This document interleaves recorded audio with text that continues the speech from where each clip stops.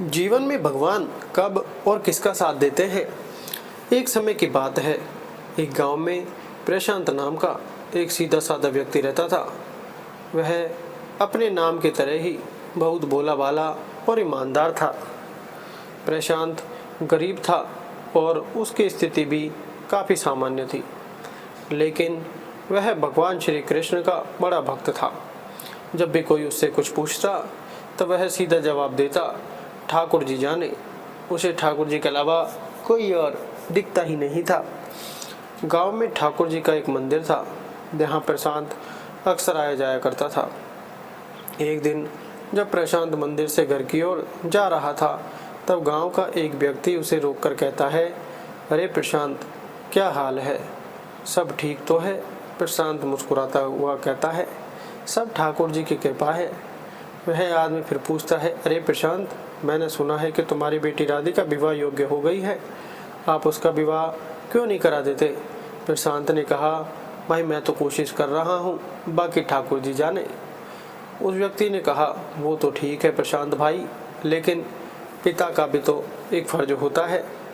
प्रशांत बोला, भाई कोशिश में तो लगा हुआ हूँ, बल्कि एक लड़का भी देख आया हूँ और वहाँ बात भी तय हो गई है, लेकिन वही बात है कि आजकल हाथ में पैसा ही नहीं है और बिना पैसे के विवाह करना असंभव है।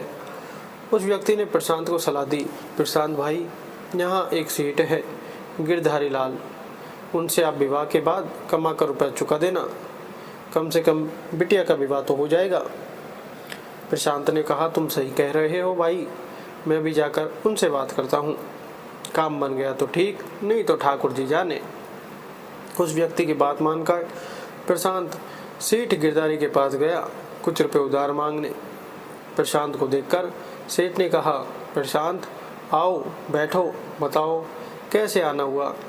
प्रशांत बोला, सेठ जी, मेरी बिटिया विवाह योग्य हो चुकी है और उसके विवाह के लिए 1 लाख रुपए उधार चाहिए थे। सेठ ने कहा, 1 लाख रुपए मिल जाएंगे। प्रशांत, मिल जाएंगे, लेकिन एक बात ध्यान रखना, उन 1 लाख पर मैं हर साल ब्याज लूँगा। जब तक तुम पैसे नहीं चुका दोगे तब तक 20% ब्याज लूँगा। प्रशांत ने कहा, मंजूर है सेठ जी, मैं सब मंजूर है। सेठ बोला, ठीक है, फिर आगे की लिखा पढ़ी कर लेते हैं। सेठ जी ने ब्याज के सामान्य दर तय की और लिखा पढ़ी हुई।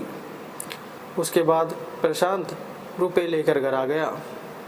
उन रुपयों से प्रशांत ने अपनी बेटी का विवाह धूमधाम से कराया। बेटी का विवाह हुआ और वह ससुराल को विदा हो गई। उसके बाद प्रशांत ने घर छोड़ दिया और ज़्यादातर समय गांव के ठाकुर जी के मंदिर में बिताने लगा। दूसरी तरफ प्रशांत कर्जा चुकाने के लिए मेहनत करके पाई पाई बटोरने लगा। 1 साल के अंदर ही उसने पूरा पैसा इकट्ठा कर लिया और वह रुपया लेकर सेठ जी को वापस करने पहुंच गया। सेठ जी को पैसे वापस करते हुए उसने कहा, सेठ जी, ये लीजिए आपके पैसे, 20% ब्याज के साथ, जैसे आपने कहा था। सेठ ने कहा, वाह प्रशांत, तुमने तो समय से पहले ही पैसा चुका दिया, बढ़िया है।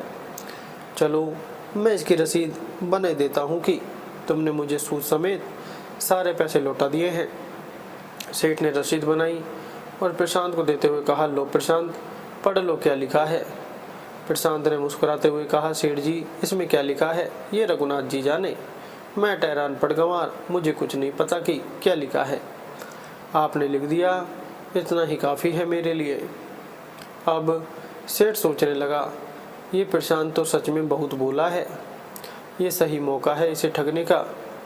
फिर सेठ ने कहा, अरे प्रशांत, एक काम करो, ये कागज़ मुझे दे दो और तुम जाकर मेरे लिए ज़रा पानी लेकर आओ। सेठ की बात मानकर प्रशांत पानी लेने चला गया। तभी सेठ ने वो रसीद अपने पास रख ली और उसकी जगह एक कागज़ पर कुछ और लिखकर वह कागज़ प्रशांत को पकड़ा दिया। प्रशांत वह कागज़ लेकर मंदिर आ गया। उसने रसीद ठाकुर जी के चरणों में रखकर अपने कमरे में रख दी और बेफिक्र हो गया। एक दिन जब प्रशांत घर की ओर जा रहा था, तभी सेठ उसे रोक लेता है और कहता है, अरे प्रशांत रुको। प्रशांत ने कहा, हाँ सेठ जी बताइए। सेठ बोला, अरे प्रशांत, मैंने तुम्हें कुछ दिन पहले 1 लाख रुपए दिए थे, तो तुमने अभी तक लौटाए क्यों नहीं? प्रशांत आश्चर्य में पड़ गया। उसने कहा, सेठ जी कैसी बातें कर रहे हैं आप? मैंने वो पैसे तो आपको कुछ दिन पहले ही लौटा दिए थे, और बदले में आपने मुझे एक रसीद भी दी थी, भूल गए क्या आप? सेठ फिर बोला, कैसी रसीद? मैंने तुम्हें कोई रसीद नहीं दी। उन दोनों की बातें सुनकर गांव के लोग वहां इकट्ठा हो गए। सेठ गांव वालों से कहने लगा, देखो भाई देखो, ये प्रशांत मुझसे पैसे लेकर लौटा नहीं रहा और ऊपर से झूठ बोल रहा है। प्रशांत ने गुस्से में कहा, सेठ जी आपको क्या हो गया है? आप झूठ क्यों बोल रहे हैं? मैंने आपको पैसा लौटा दिए थे। सेठ बिगड़ते हुए बोला, मैं झूठ बोल रहा हूँ या तुम? प्रशांत ने दृढ़ता से कहा, मैं सच बोल रहा हूँ सेठ जी, आप ही झूठ बोल रहे हो। ठाकुर जी की कसम। सेठ फिर चिढ़कर बोला, अच्छा एक तो चोरी और ऊपर से सीना चोरी, तो फिर ठीक है, अब अदालत में मिलना, वहाँ देखेंगे कौन सच बोल रहा है और कौन झूठ। इसके बाद सेठ ने प्रशांत के भोलेपन का फ़ायदा उठाने के लिए उस पर मुकदमा कर दिया। अदालत ने दोनों पक्षों को बुलाया और कटघरे में खड़ा किया। सुनवाई शुरू हुई। जज ने कहा, हाँ बताइए क्या समस्या है?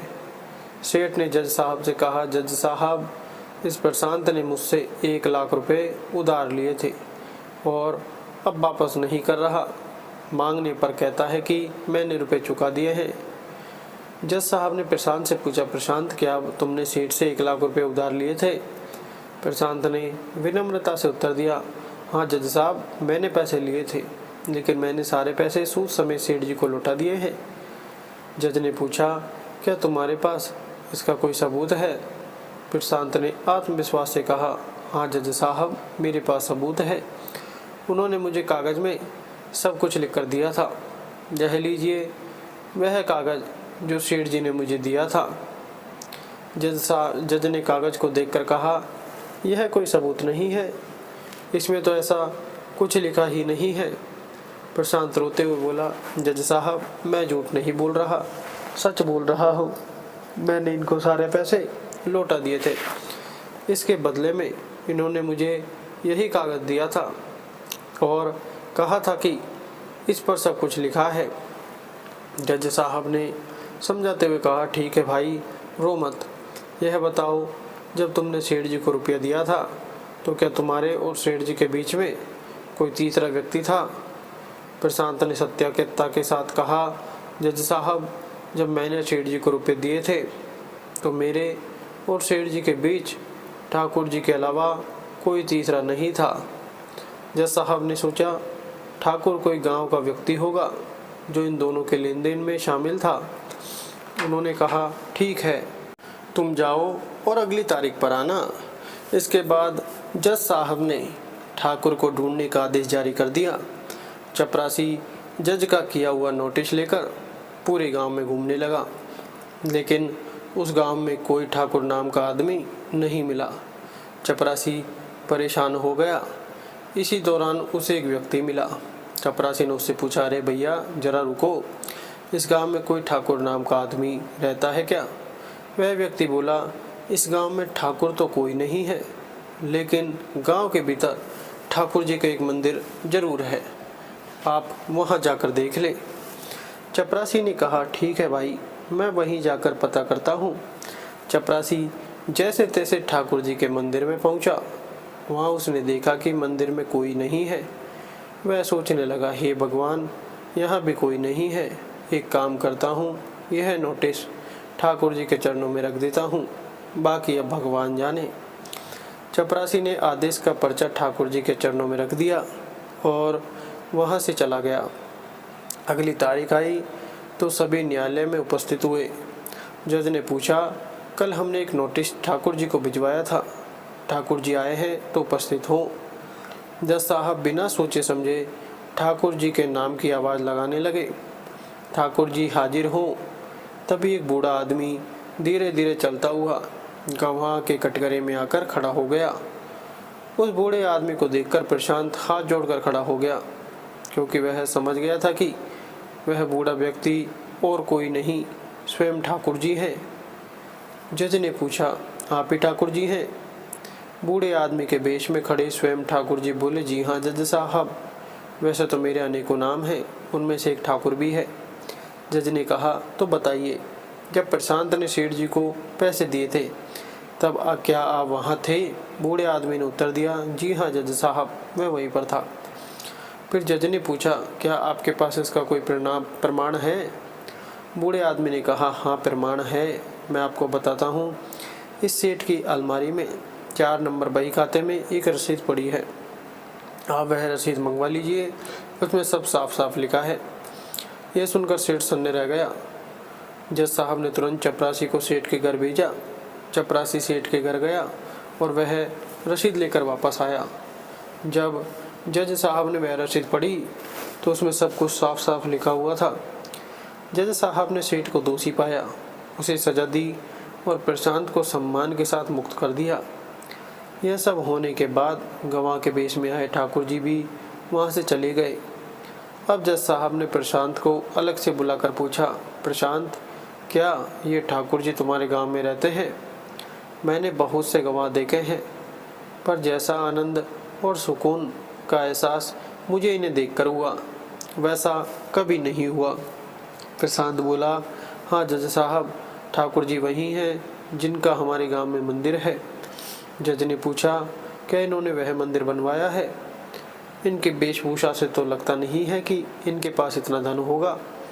प्रशांत ने कहा, जज साहब, मंदिर उन्होंने नहीं बनवाया, बल्कि ये वही हैं जो मंदिर में विराजते हैं।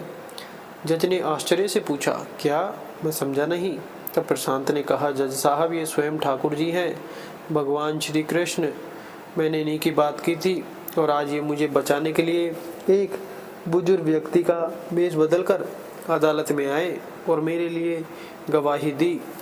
जज उदास होकर बोले, आज मुझसे बड़ी भूल हो गई। मेरे सामने भगवान खड़े रहे और मैं बैठा रहा। जज को यह सोचकर बहुत पीड़ा हुई। उन्होंने अपना जज का पद त्याग दिया और वृंदावन में आकर बस गए।